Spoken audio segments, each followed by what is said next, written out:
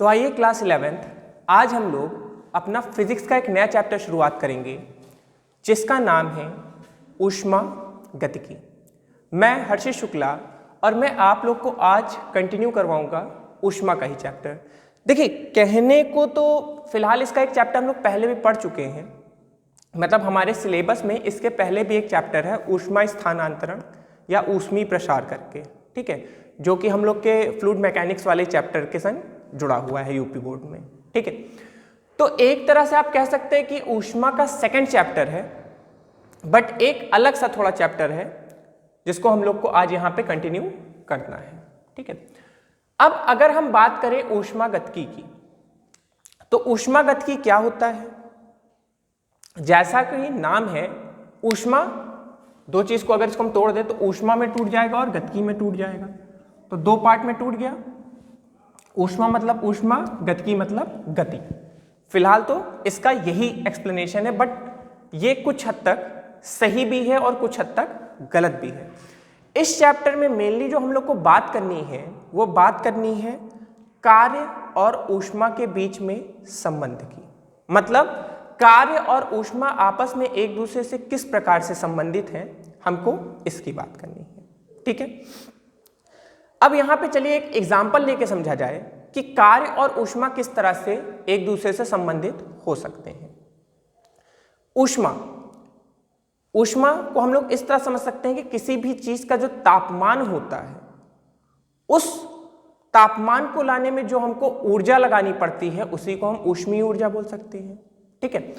अब जैसे कहीं हम ऊष्मा दिए, कोई भी चीज को हम गर्म करें या उसमें ऊष्मीय ऊर्जा दिए तो उसका तापमान में वृद्धि होगा, बोलो होगा? डेफिनेट सी चीज है, कोई भी चीज को अगर हम ऊष्मीय ऊर्जा देंगे। अब ऊष्मीय ऊर्जा का मतलब हम ये नहीं आपको बार बार बोलेंगे कि मैं उसको गर्म करूंगा, अरे भाई ऊष्मा दिए मतलब कि हमने उसको गर्म किया, तो उसका जो तापमान होगा, जो उसका टेम्परेचर होगा उस वस्तु का, उसमें कुछ वृद्धि होगी। हम लोग के शरीर में क्या है, कुछ जब आप लोग थर्मामीटर लेते हैं, नापते हैं, तो क्या देखते हैं आप लोग? अपने शरीर का एक बॉडी टेम्परेचर देखते हैं ना, वो हमारा क्या है, टेम्परेचर। तो जब भी हम कोई चीज को ऊष्मीय ऊर्जा दें, जैसे हमको घर वाले मार दें, दोस्त मार दें, 10-15 लोग मार दें, तो ऊष्मीय ऊर्जा मिलती है कि नहीं मिलती है? हमारा टेम्परेचर बढ़ जाता है, बीपी बढ़ जाता है। तो यहाँ पे उसी तरह के एक ऊष्मीय ऊर्जा की बात करें जिससे हमारा तापमान बढ़ जाता है या जिससे किसी भी वस्तु का तापमान बढ़ जाता है, ठीक है। अब हम एक बात करेंगे कि क्या हम जो कार्य करते हैं उससे भी ऊष्मा बढ़ता है? एग्जाम्पल समझिए, जैसे ठंडी है, इस समय ठंडी चल रहा है, या आप जब भी लेक्चर देखिए तो हर समय ठंडी नहीं होगा, बट देन ऑल्सो अगर जब भी आप हाथ को इस तरह रब करेंगे, आप अपने हाथ को इस तरह रब करिए, तो जब आप हाथ को रब करेंगे तो आप देखेंगे ना कि आपका हाथ जो है हल्का गर्म हो गया, हुआ कि नहीं हुआ? मतलब हमने यहाँ पे क्या किया, हमने तो यहाँ पे कार्य किया, हमने तो यहाँ पे कोई ऊष्मीय ऊर्जा नहीं दी, लेकिन जब हमने कार्य किया तो कार्य जो था वो किस रूप में बदल गया? ऊष्मीय ऊर्जा के रूप में बदल गया। तो एक तरह से समझिए कि जो ऊर्जा होता है वो एक रूप से दूसरे रूप में स्थानांतरित होता है, क्योंकि हम लोग को डेफिनेशन क्लास 10th में या 9th में जो पढ़ाई गई थी, हमको डेफिनेशन यही पढ़ाई गई थी ना कि कार्य करने की जो क्षमता होती है वही ऊर्जा होती है। अब उसी चीज को हम थोड़ा और एलेबरेट करके पढ़ेंगे। तो सबसे पहले ऊष्मा और कार्य के बीच में तुल्यता की बात करेंगे कि दो के दोनों आपस में एक दूसरे से किस तरह से रिलेटेड है।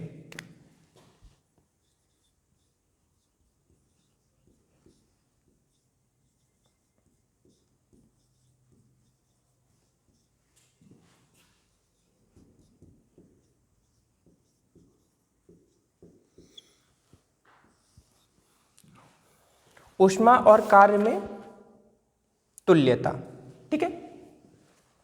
अब जब हम यहां पे बात करेंगे तो देखिए, ऊष्मा जो होता है, ऊष्मा से पहले हम लोग ने कार्य पढ़ा था, तो हम पहले कार्य के बारे में बात करेंगे। तो जो कार्य होता है, हम जो भी कार्य करते हैं तो कार्य को किस में हम नापते हैं? जूल में। और ऊष्मा की अगर हम यही जगह बात करें, देखिए बाकी जितने भी ऊर्जा के मात्रक हैं या जो भी ऊर्जा है सबके सभी को हम जूल में नापते हैं, लेकिन जो हमारी ऊष्मा है इसको हम नापते हैं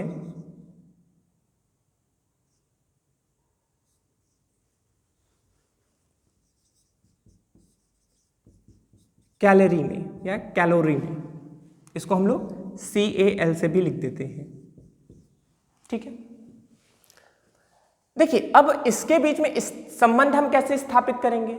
इसके बीच में संबंध स्थापित करने के लिए कोई वैज्ञानिक रहे होंगे, उन्होंने प्रयोग किया तो उन्होंने देखा कि 1 किलो कैलोरी, 1 कैलोरी नहीं, 1 किलो कैलोरी से जितना तापमान उत्पन्न होता है, 1 किलो कैलोरी से जितना तापमान उत्पन्न होता है, उतना ही तापमान 4.18 किलो जूल से उत्पन्न होता है। मतलब जितना तापमान हम किसी वस्तु को, जैसे हमने हम Cl लिखते हैं, ठीक है, 1 कैलोरी नहीं, 1000 कैलोरी, या इसको हम ऐसे भी लिख सकते हैं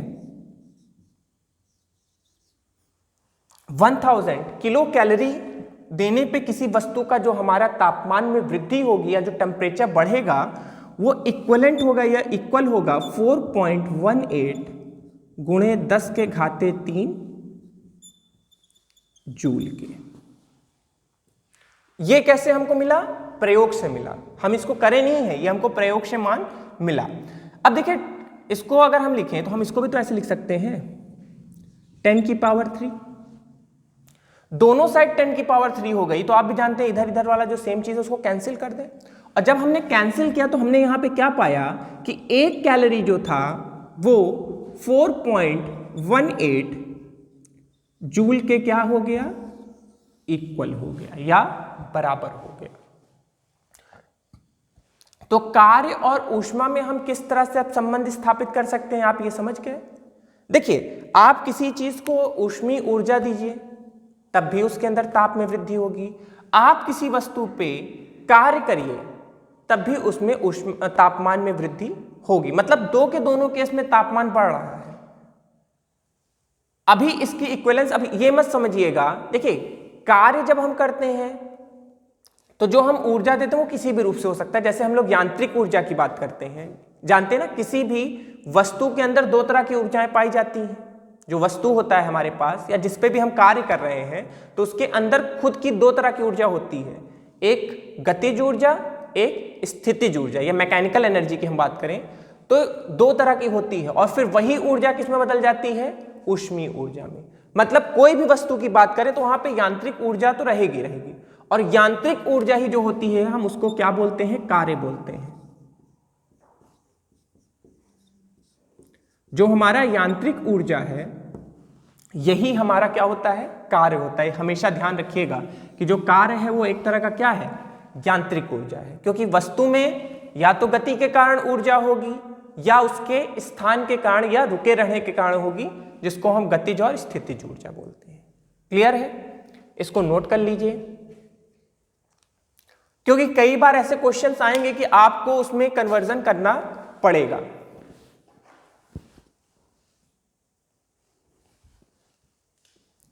ठीक है, सफा कर दिए।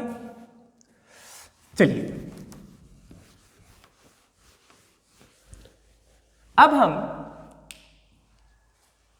ऊर्जा और कार्य के ऊष्मा और कार्य के बीच में संबंध स्थापित करने के बाद अब हम यहां पे अगर हमको ऊष्मा गतिकी को और क्लियरली समझना है या और बेटर वे में समझना है तो यहां पे कुछ चीजें बार बार आएंगी, जैसे निकाय है, परिवेश है।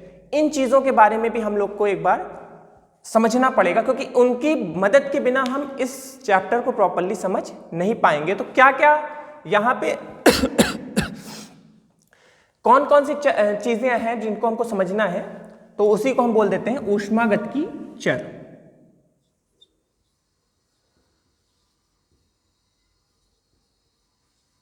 ऊष्मागतिकीय चर या वेरिएबल्स। ठीक है, तो यहां पे जो हमको सबसे पहली चीज समझनी है वो है ऊष्मा गतिकी निकाय या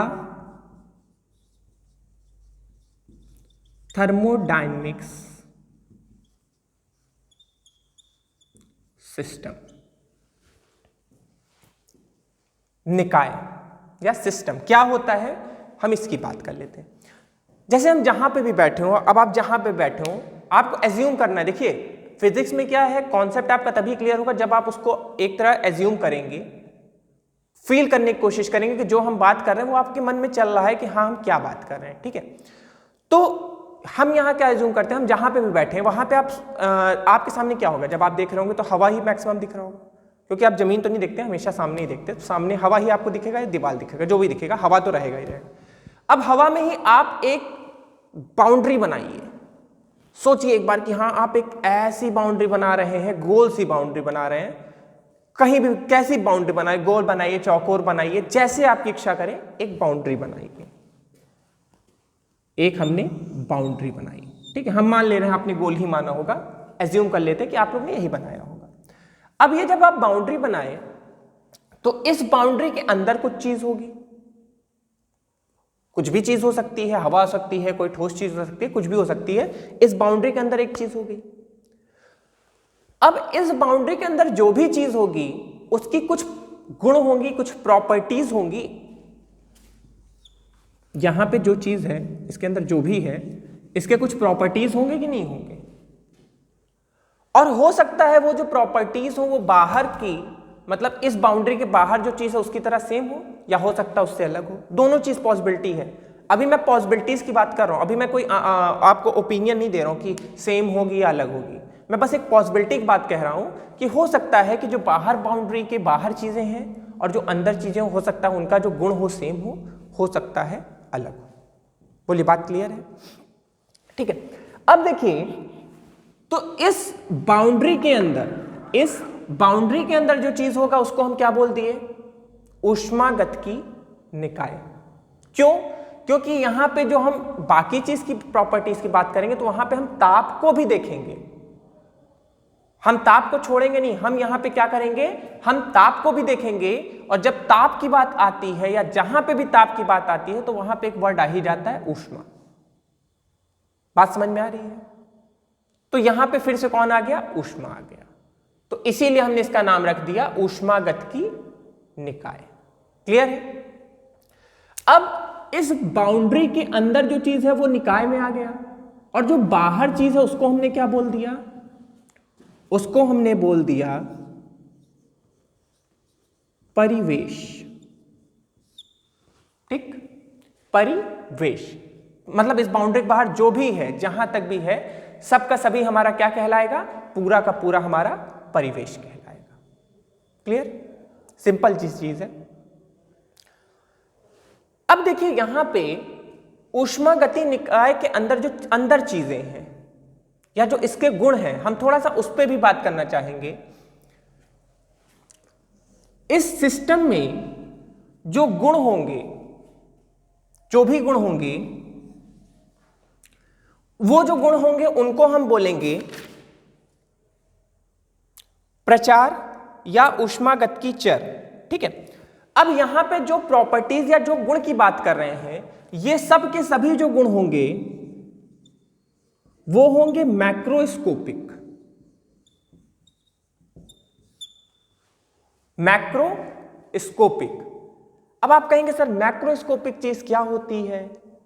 माइक्रोस्कोप तो सुना है, माइक्रोस्कोप सुने होंगे ना, क्लास 11th 10th में आप लोग को एक प्रैक्टिकल करवाया जाता है, कोई चीज, एक ओनियन पील आप लोग लेते हैं, प्याज छील के उसको देखते हैं, या खून को देखते हैं माइक्रोस्कोप में जाके, तो वहां पे क्या होता है, बहुत छोटी चीजों की बात होती है, मतलब जो बहुत एकदम नॉमिनल लेवल होता है। तो यहां पे देखो दो तरह की प्रॉपर्टीज हम फिजिक्स में बांट दिए हैं अब, मैक्रोस्कोपिक और माइक्रोस्कोपिक। मैक्रोस्कोपिक गुण या प्रॉपर्टीज कौन होते हैं, जो बड़े लेवल पे एक बात करते हैं, वो छोटे मोटे लेवल से नहीं मतलब है उनका, मतलब हम अणु और परमाणु की बात इसमें नहीं लेंगे। हम यहाँ पे अणु परमाणु से हमको कोई मतलब नहीं, अणु परमाणु में क्या हो रहा है मुझे उससे कोई मतलब नहीं है, ऊपर ऊपर की बात करेंगे, पूरे उसकी बात करेंगे, जैसे कोई वस्तु है उस पूरे वस्तु की बात करेंगे, उस वस्तु के अंदर जो कण है उससे हमको कोई मतलब नहीं है कि वो कण में क्या बदलाव आ रहा है। तो ऐसे गुण जो बड़े लेवल पे देखे जाते हैं उसको हम लोग मैक्रोस्कोपिक बोलते हैं, और अगर उसी को अंदर जाके देखा जाए तो उसको हम माइक्रोस्कोपिक बोल देंगे, सूक्ष्म बात समझ में आई? सूक्ष्म में जब हम उसके कण की बात करने लगे तो यहां मैक्रोस्कोपिक गुणों की बात करेंगे या प्रॉपर्टीज की बात करेंगे। तो मैक्रोस्कोपिक गुण में हमारे पास क्या क्या आ जाएगा? तो मैक्रोस्कोपिक अगर गुण की हम बात करें तो इसमें सबसे पहली चीज, किसी भी वस्तु में, कोई भी वस्तु अगर होगा या कोई भी चीज इसके अंदर होगा तो उसका खुद का कुछ आयतन होगा या वॉल्यूम होगा। बोलिए, आयतन या वॉल्यूम, मतलब ये वस्तु जो भी जगह घेरेगी उसको हम क्या बोलेंगे? आयतन बोलेंगे। इसके अंदर जो भी चीज होगा या जो भी वस्तु होगी उसका कुछ द्रव्यमान होगा। बोलिए, आयतन होगा, द्रव्यमान होगा। अगली चीज दाब होगा, प्रेशर, और क्या होगा?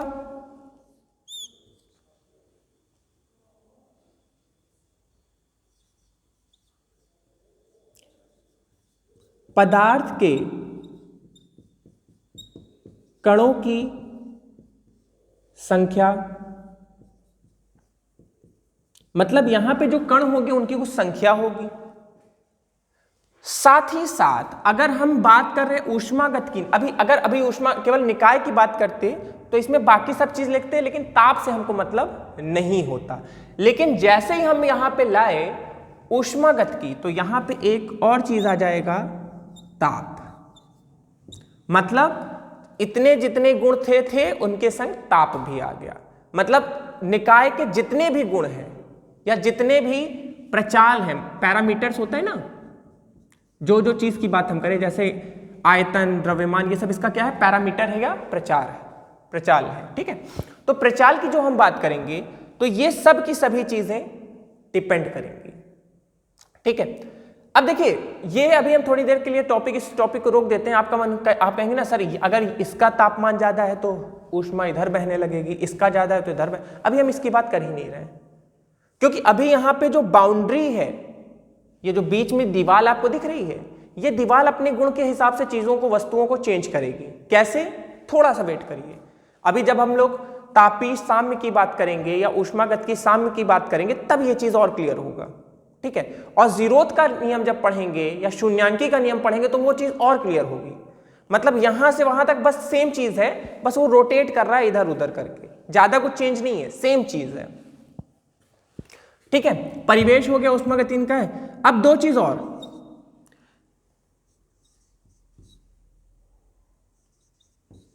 चालक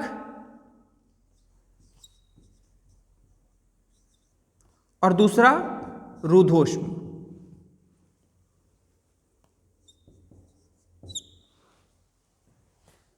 ठीक है, अब ये दो चीज की और हमको बात करनी है। अगर ये जो दीवार है या ये जो बाउंड्री है या जो ये वॉल है, ये अपने आर पार चीजों का आदान प्रदान अलाउ कर दे कि तुम हमारे आर पार चीजों को आदान प्रदान कर सकते हो, तो ये चालक कहा जाएगा। क्या कहा जाएगा? चालक। और अगर ये अपने आर पार चीजों का आदान प्रदान नहीं होने दे तो इसे हम रुद्धोष्म कहेंगे। क्या कहेंगे? रुद्धोष्म, या इसको हम लोग एडियाबेटिक भी बोलते हैं, एडियाबेटिक वॉल, इसको कंडक्टर बोलते हैं,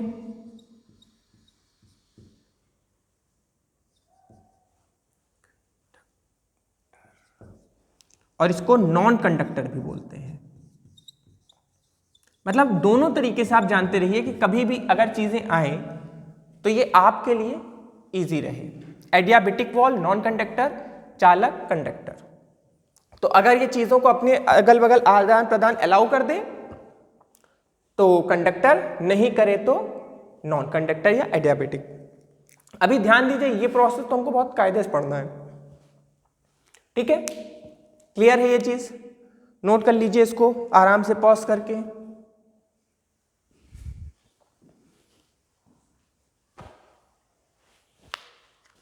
ठीक है, तो मतलब इतनी चीजें हम लोग की क्लियर हो चुकी है। अब देखिए, जो अगली चीज हमको यहां पढ़नी है, थर्ड टॉपिक जो है उसमें से कुछ चीजें हम लोग पहले ही पढ़ चुके हैं, या फिजिक्स की हम लोग की फर्स्ट पार्ट जो होती है, फर्स्ट बुक होती है, उसमें हम लोग उस चीज का डिस्कशन कर चुके हैं। क्या क्या? जैसे है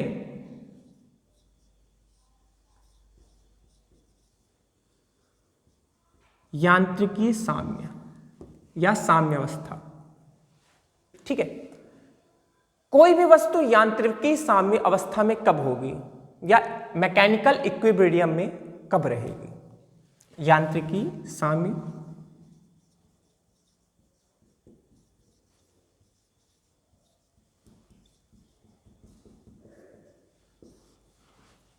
ठीक है। तो सोचिए, ये चीज तो आप लोग ऑलरेडी एक बार देख चुके हैं।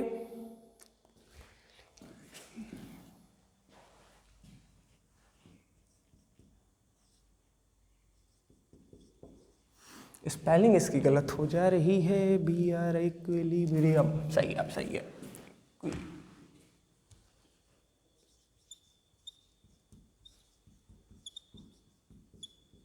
ठीक, कोई भी वस्तु की अगर हम बात करें, देखिए जब भी हम लोग फिजिक्स में कोई भी चीज की बात करते हैं तो उस चीज की जो हम लोग कैलकुलेशन करते हैं या जो गणना करते हैं वो किस पे करते हैं? वो किसी वस्तु पे करते हैं।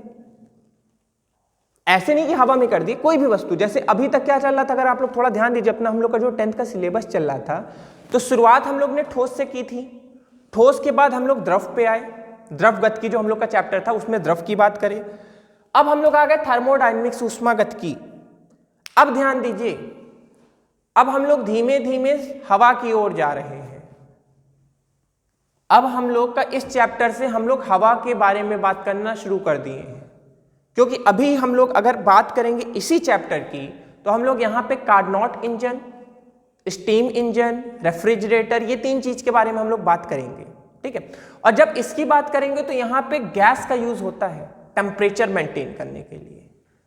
तो यहाँ से कह सकते हैं कि हम लोग प्रॉपरली गैस में अलाउ कर गए हैं, आ गए हैं। बट इसका और अच्छा जो फील होगा या और अच्छा तरीके से अगर आप समझेंगे तो अपना अगला जो चैप्टर आएगा गैसों का अणु गति सिद्धांत या काइनेटिक्स थ्योरी ऑफ गैसेस, उसमें और क्लियरली उस चीज के बारे में हम लोग बात करेंगे।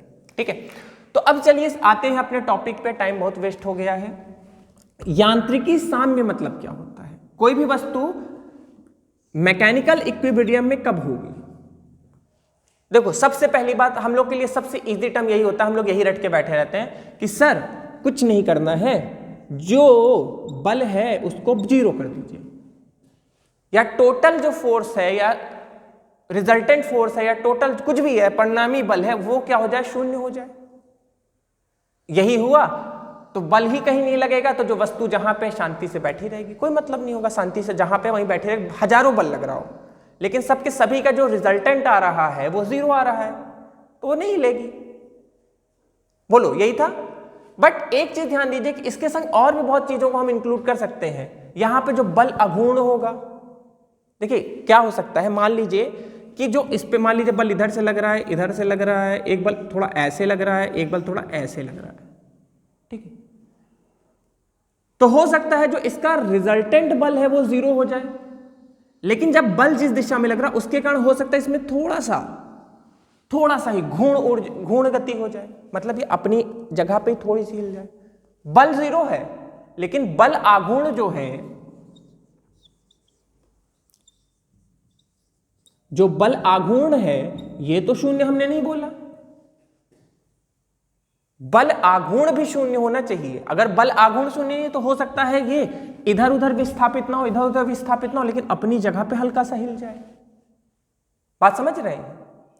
या हो सकता है अगर थोड़ा और इधर उधर तो हो सकता है वृत्तीय गति करने लगे, या बहुत हल्का सा हो सकता है ये अपनी जगह दोलन गति करने लगे। गति, अरे भाई बहुत तरह की गतियां हो सकती हैं, जो हमारे सिलेबस में हो सकता है अपनी जगह पे हल्का हल्का हिलने लगे, हल्का, बहुत हल्का सा, बहुत माइन्यूट सा, बहुत ज्यादा नहीं, हल्का सा हिलने लगे। तो देखिए ये चीज ध्यान रखिएगा कि कोई भी चीज अगर यांत्रिकी साम्य अवस्था में है तो उसका जो तुल्यांकी बल है वो 0 हो, और साथ ही साथ बल आघूर्ण भी क्या हो? शून्य हो, मतलब दोनों चीज शून्य होनी चाहिए। अगर इनमें से कोई भी, ये तो भाई तुरंत ही क्लियर हो जाएगा, अगर बल जीरो नहीं होगा तो ये कहीं ना कहीं मूव करने लगेगा, विस्थापित होने लगेगा, और विस्थापित होगा तो हमको क्लियर हो जाएगा कि ये साम्य अवस्था में नहीं है। और अगर बल आघूर्ण भी शून्य नहीं है तो ये अपनी जगह पे हल्का सा ही सही, मतलब अपने अक्ष पे हो सकता है हल्का हल्का घूमने लगेगा। तो यांत्रिकी साम्य क्या है, अब आपको क्लियर है कि जब जो हमारा तुल्यांकी बल है वो शून्य हो जाए और साथ ही साथ जो बल आघूर्ण है वो भी क्या हो जाए, शून्य हो जाए। इस चीज को हम लोग बोलेंगे यांत्रिकी साम्य। क्लियर है? यहां पे अरे बढ़ने लगेगा तो ये बहुत बढ़ जाएगा, क्योंकि अभी यहीं पे द्रव्यमान का गुरुत्व का केंद्र, द्रव्यमान का केंद्र, बहुत सी चीजें आ सकती हैं यहाँ पे। अगर इसकी बात करें तो ये एक लंबा टॉपिक है, इतनी जल्दी ये खत्म नहीं होने वाला है, बट लेकिन हमको इसकी बात नहीं करनी थी, हम बस एक तरह से इसको कोरिलेट कर रहे थे, तो इसको हटा दे।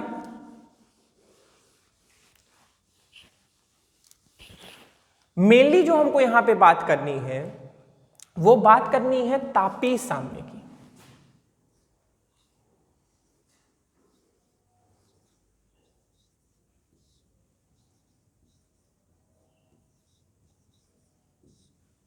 राइटिंग कुछ अच्छी बन गई क्या? अच्छी लग रही है, ठीक। तो तापीय साम्य की अब बात करते हैं। अब देखिए, तापीय साम्य अवस्था की जब भी हम बात करेंगे तो हमारे पास एक निकाय होनी चाहिए, क्योंकि हम लोग चौतरफा की बात नहीं कर सकते, कोई एक निकाय होनी चाहिए। निकाय मतलब एक सिस्टम होना चाहिए। तो चलो एक सिस्टम बनाते हैं जल्दी से।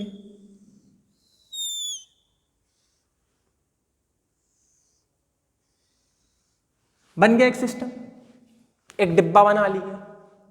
डिब्बा जो है चारों तरफ से बाउंड्रीज बनी है, मतलब इसके अंदर जो चला गया कोई छेद वोद नहीं है, नहीं तो आपका ऐसा छेद है वहां सही हो जाएगा, नहीं कुछ छेद वोद नहीं है, चारों तरफ से एकदम प्रॉपरली पैक है। मतलब जो चीज यहां पे है वो यहीं पे रहेगा, जो चीज यहां पे यहीं पे रहेगा, जब तक बाउंड्री उसको अलाउ ना करे इधर उधर करने को।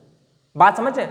मतलब जब तक ये बाउंड्री, क्योंकि इन दोनों के बीच में यही एक बाउंड्री है, एक दीवाल है, दीवाल समझते हैं ना, आप और आपके पड़ोसी के बीच में जो दीवाल है, ठीक है।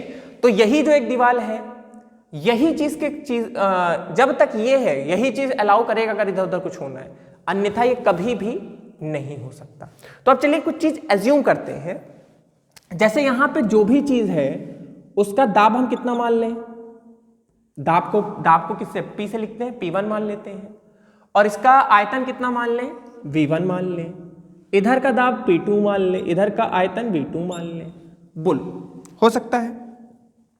अब जैसे मैं आपसे पूछूं कि बेटा बताइए कि ये दोनों तापीय साम्य अवस्था में कब रहेंगे, तो मैक्सिमम स्टूडेंट के मन में आएगा कि सर जब इन दोनों का टेम्परेचर कांस्टेंट होगा या बराबर होगा।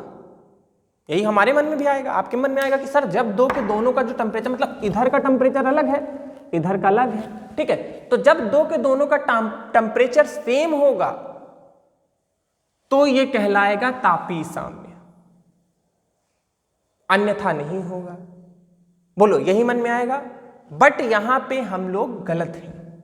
एक चीज ध्यान रखिएगा, तापीय साम्य में केवल टेम्परेचर नहीं देखा जाता, जितने भी गुण होते हैं, जितने भी प्रचाल हमने आपको बताए थे ना, आयतन, दाब, कणों की संख्या, उन सब को लिया जाता है, सब के सभी सेम होने चाहिए, तभी वो जाके अनंत काल तक बिना परिवर्तित हुए आसानी से रहेंगे, नहीं तो वो परिवर्तित हो जाएंगे। ठीक है, तो चलिए तापीय साम्य क्या होता है। तापीय साम्य से हम ऐसे समझ सकते हैं, तापीय साम्य में क्या क्या चीजें सेम होनी चाहिए। आयतन सेम होना चाहिए, दाब सेम होना चाहिए, अरे जितने भी गुण होंगे, जितने भी मैक्रोस्कोपिक गुण होंगे, सब के सभी को हम लोग ले लेंगे, जितने भी मैक्रोस्कोपिक गुण होंगे सब गुण, और उनके संग अंत में सबसे कौन होगा, ताप, ताप भी सेम होना चाहिए। देखिए मैक्सिमम टाइम हमारा ये डिफिनेशन मैंने बताया है ये सही है। कब? जब ये जो दीवाल है, जब ये जो दीवाल है या ये जो बाउंड्रीज है ये कैसी हो, चालक हो। देखिए ध्यान दीजिएगा, अभी आपको बहुत बड़ी बात बताने वाले हैं और ये जो है यहाँ का यही मेन कॉन्सेप्ट है जो आगे अभी हमें ज़ीरोथ के भी नियम में वर्क करेगा और बाकी जगह भी वर्क करेगा।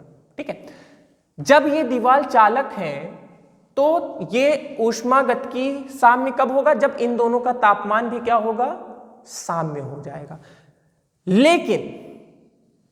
लेकिन अगर मान लो ये जो बाउंड्री है रूधोष्म हुई, तो